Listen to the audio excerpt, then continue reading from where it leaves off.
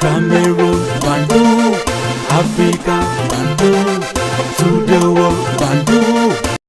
Salut les amis, bienvenue sur votre plateforme. Ici, c'est votre humble serviteur, le très nécessaire, du moins désormais appelez-moi Sa Majesté, le très nécessaire sénateur Clétus, le digne fils d'Afrique, l'homme le plus noir de la terre. C'est moi, humblement, l'homme le plus noir de la terre. Les amis, l'Afrique ou la mort, nous vaincrons. Encore, l'Afrique ou la mort, nous vaincrons. Ouais, c'est de ça qu'il est question. Ah, Ibrahim Traoré. Ibrahim Traoré avait raison. Et il a toujours raison. Abdurrahman Tiani a raison. Et il a toujours raison. Voilà les chefs d'État avec Assimi Goïta qui disent, ils parlent simplement, correctement, en français facile, en répondant aux inepties d'Emmanuel Macron devant les ambassadeurs, parce que devant les ambassadeurs, ils voulaient montrer que la France est puissante, la France est ceci. J'ai même appris qu'il était au téléphone avec Alassane Draman Ouattara pour discuter sur les différents transferts de la base militaire entre les mains de l'armée ivoirienne et tout ça là, le nombre de soldats qu'il faut diminuer, les autres qu'il faut mettre en civil pour essayer de continuer la déstabilisation du Sahel. En fait, c'est tout ce qu'il peut discuter avec Ouattara. Ouattara, ce n'est pas quelqu'un qu'il faut faire confiance. Tout Africain digne de ce nom ne devrait jamais faire confiance à Alassane Draman Ouattara. Les ados moutons passent leur temps à insulter les gens. C'est comme ils sont exactement ici comme les Eto Batcher. Les gens qui détestent Eto là, qui insultent Eto à longueur de journée, se comportent comme les ados moutons. Ils se comportent comme les gens qui oublient leur cerveau à la maison pour venir parler. Ils racontent des bêtises à longueur de journée. Ouattara ne peut jamais... C'est-à-dire que si vous êtes correct et vous avez un certain, je ne sais pas, s'il y a le medulla oblongata là-dedans, vous ne devrez jamais faire confiance à Alassane Draman Ouattara. Ce n'est pas moi qui le dis. Le président Babola dit, Alassane, c'est un menteur. Allez regarder les archives et venez me parler après. Alassane, c'est un menteur. Le président Abdurrahman Tiani a dit que Alassane Draman Ouattara et Macron sont en train d'utiliser la base militaire 43e Bima pour former les rebelles et les criminels pour déstabiliser le Sahel. C'est un fait. Il a parlé aussi du Bénin. Patrice Talon, qui manque sur les coups d'État contre lui, qui raconte du n'importe quoi, avait fait convoquer par le ministre Olusegun, dans le ministère des Affaires étrangères béninois, le chargé d'affaires de l'ambassade du Niger au Bénin. Mais il s'agitait pour rien, parce que c'est un fait. Patrice Talon utilise le Bénin pour déstabiliser le Sahel. Jusqu'à présent, c'est en train de faire du mal au peuple béninois, aux militaires béninois. Alassane Draman Ouattara est comme Patrice Talon. Ce sont les deux valets de la France présentement.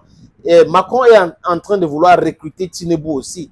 Est-ce que ça va marcher? That is the question. I can answer I can answer conveniently the question because we're just waiting for things to unfold. Mais si vous regardez bien Tinubu, vous ceux qui le connaissent, qui ont suivi son histoire, c'est facile de l'acheter, le président nigérien, et c'est une honte totale. Mais du côté de l'Afrique du Sud, avec Cyril Ramaphosa, on peut dire tout ce qu'on veut, c'est pas facile. Non, c'est même pas possible. Parce que là, il y a une opposition vraiment forte en Afrique du Sud, donc c'est compliqué. Donc la France a déjà oublié le côté de l'Afrique du Sud là. Et il est en train de vouloir, Macron, le côté du Nigeria. On va faire ci, on va faire ça. Donc, Abdurrahman Tiani avait dit ce qu'il avait dit. On a tous compris et j'avais répercuté sur cette plateforme. Ibrahim Traoré, en répondant à Emmanuel Macron, avait parlé des instructeurs français dans nos armées en Afrique. C'est des espions, c'est des éléments de service secret. Ils sont dans nos armées pour déstabiliser nos armées, pour affaiblir nos armées. Les amis, quand Traoré avait dit, les ados moutons et les autres moutons, les traîtres, les esclaves de la maison, disaient que non, lui, il bavarde beaucoup, il parle trop, il fait ceci trop. On a dit que les gens qui ont perdu le nord, même le sud, et on a dit qu'ils ont tout perdu. All the four cardinal points, racontaient les bêtises. Cette fois-ci, c'est un agent secret français qui expliquera le job description de ces instructeurs au sein des armées africaines. Écoutez. Vous avez aussi été envoyé au Sénégal et en Tunisie Oui, mais alors à là, ce moment-là, en quoi là, c'est consistait tout à vos fait missions? différent. J'étais plutôt instructeur à ce moment-là. Donc, pas pour faire du renseignement, mais pour instruire les officiers sénégalais et tunisiens dans les années 80. Voilà. Vous leur appreniez quoi? Eh bien, les techniques, les rudiments d'un service secret digne de ce nom. Comment C'est-à-dire, retourner un agent ennemi? mais oui, c'est-à-dire ou... qu'on leur expliquait comment manipuler une personne pour lui permettre de trahir son pays. Vous vous rendez compte, c'est quand même grave de faire ça. Mais là, on apprenait des techniques de filature, de boîte aux lettres, peut-être aussi, si je ne m'abuse, des techniques pour comment ouvrir des coffres forts ou des portières de voiture. Autrefois, il n'existait pas les portières électroniques dans les voitures. C'était une petite clé. Alors, on n'avait pas toutes les nouvelles technologies. Ceux qui ont bien saisi ce que le monsieur là a dit, j'espère partager aux autres pour qu'ils comprennent ce que lui vient de dire. Voilà le travail de l'armée française, ou du moins des instructeurs français au sein de nos armées. Fragiliser, affaiblir les armées de nos pays pour pouvoir continuer à faire des coups d'État tranquillement, pour pouvoir continuer à déstabiliser l'Afrique tranquillement. Donc, avec la complicité de certains chefs d'État. Ibrahim Traoré avait dit qu'ils ont essayé de faire ça au Mali, au Burkina Faso, et l'état-major de l'armée avait fait renvoyer ces instructeurs-là.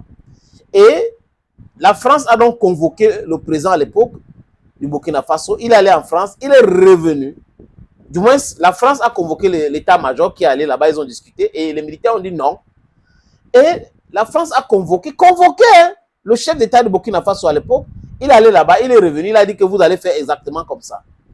Les gens qui viennent entraîner les militaires africains avec les lattes, parce qu'ils ne veulent pas qu'on maîtrise comment manier les armes.